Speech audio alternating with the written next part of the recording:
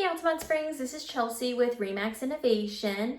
So it is time for the real estate monthly market report update for Altamonte Springs. So I'm going to be going over January's market report for sold single family homes, condominiums, and townhomes. So without further delay, let's get started.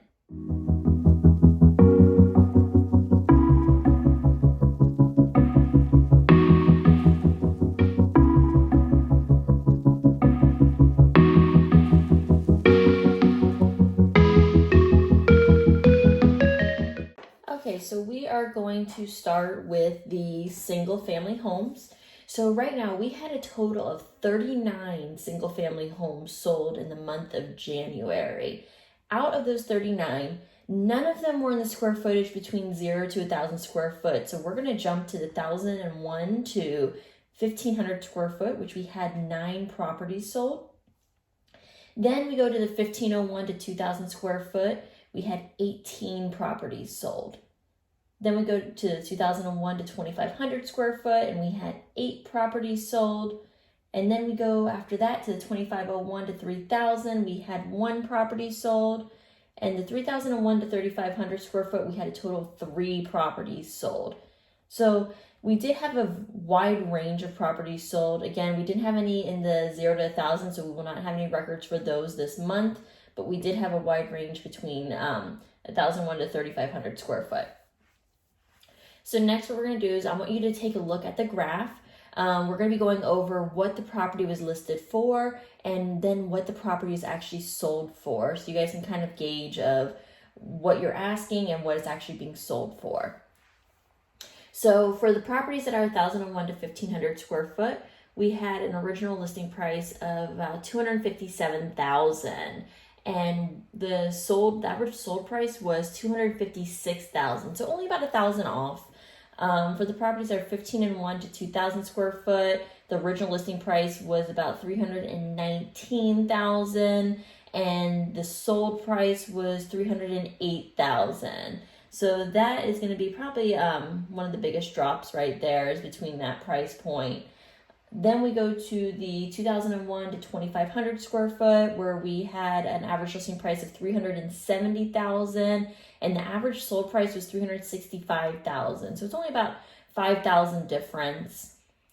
Then we go to the 2,501 to 3,000. The average listing price was $398,000. And actually, this one went up. The average sold price was $405,000 for these properties. All the properties that are 2,501 to 3,000 square foot, on average, they actually did go up. So that's good.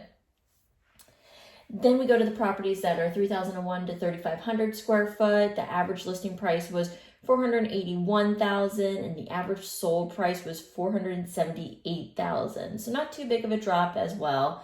But you see right here, for the most part, the sold price was actually, for the most part, aligned with the asking price. It was just a little bit off. So that's very good. That means overall, if you're selling your property, you're overall getting what you're asking for on average. Now what we're going to do is move to the average days on market. Again, we didn't have any properties between 0 to 1,000, so we're going to move over to the 1,001 to 1,500 square foot, which the average days on market, the property was about 8 to almost 9 days on market. So after that, it was actually under contract. Then the 1,501 to 2,000, the average days on market, this is the most, it was about 15 days it was on market. Then the 2,001 to 2,500 square foot, the average days on market was about 6 days. The 2,501 to 3,000 square foot, the average days on market was 9 days. And then the 3,001 to 3,500 square foot, the average days on market was 9 days, almost 10 days for some of them. So we have a very quick sale. As you can see, the one that took the longest was the 1,501 to 2,000 square foot, which was an average of 15 days. So about 2 weeks is the longest that you would have to wait, it seems like, on average days on market for these properties. Now what we're going to do is we are going to move on to the condominiums. Okay, so for condominiums, we had a total of 36 properties sold for condominiums. So as you see, that actually wasn't too far off from our actual single family homes that we were discussing earlier. For the condominiums, we had between the 0 to 1,000 square foot, we had 14 condos that were sold. The 1,001 to 1,500 square foot, we had a total of 18 condos that were sold.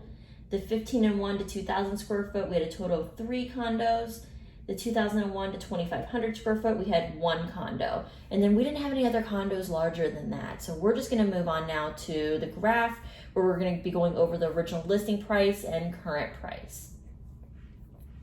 So for the condominiums between 0 to 1,000 square foot, the original asking price or listing price was about 99 to almost 100,000. The actual sold price on average was about 95 to 96,000. So it's fairly close.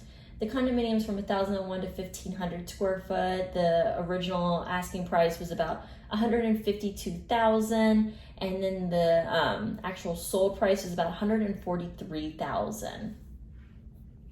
Then the 1,501 to 2,000 square foot condos, the original listing price was about 186,000, and the original sold price was about 180,000. So that's what they were actually sold for. So about 6,000 off.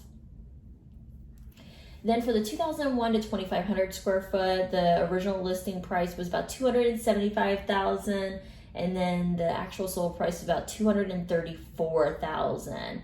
So you see right here, that was the biggest drop. And again, we only had 1 condo in this actual price point. So this is basically just for that particular condo, since we didn't really have that many to compare to. So don't get too scared when you see these numbers for this one, since there's only 1 condo to see from.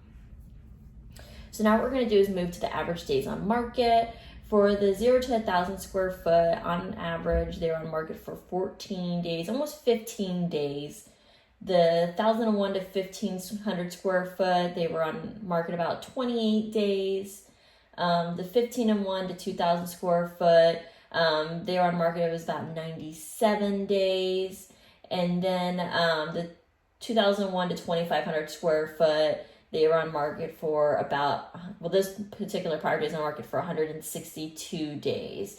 So one thing I do want to address is that the average days on market, it can be skewed sometimes just based on one particular property. So for example, I want to go over the 1,501 to 2,000 square foot. That was 97 days. There was 1 property out of those 3 that was 155 days. The other 2 were 68 days. So that just kind of gives you an idea right there. Again, for the 2,001, 2,500, we only had 1 property to pull for that. So that's why it was so high. And then for the other 2, they were about average for the most part as well. So again, these are for the condominiums. And what we're going to do now is we are going to move on to the townhomes. Okay, so now starting with the townhomes, it was a total of 7 townhomes sold for the month of January. The townhomes we had 0 to 1,000, we had 1 townhome between 0 to 1,000 square foot. And then we had 1 townhome between 1,001 to 1,500 square foot. And then we had 5 townhomes between the 1,501 to 2,000 square foot. We did not have any other townhomes sold. So what we're going to do is now we're going to move on to the graph for the original listing price. So for the 0 to 1,000, the original listing price was about 139,000, and the sold price was 120,000. So for that, it was a little bit of a drop. For the 1,001 to 1,500 square foot, the original listing price was 179,000, and the sold price was 179,000. So that was exactly on point for the asking price. Then for the 1,501 to 2,000 square foot, we had the original asking price was 275,000, and the average sold price was 256,000. So we did have a little bit of a drop right there with the townhomes. So what we're going to do now is we are going to move on to the average days of market. So for the townhomes that are about 0 to 1,000 square foot, it took about 24 days. The 1,001 to 1,500 square foot, it sold same day. It was off market same day, so it didn't even last too long. Then the 1,501 to 2,000 square foot, average days of market was about 32 days. So you see right here, it did take a little bit longer, but it was within that month. So you would sell your property within about a month for these. And this concludes the monthly real estate market report update.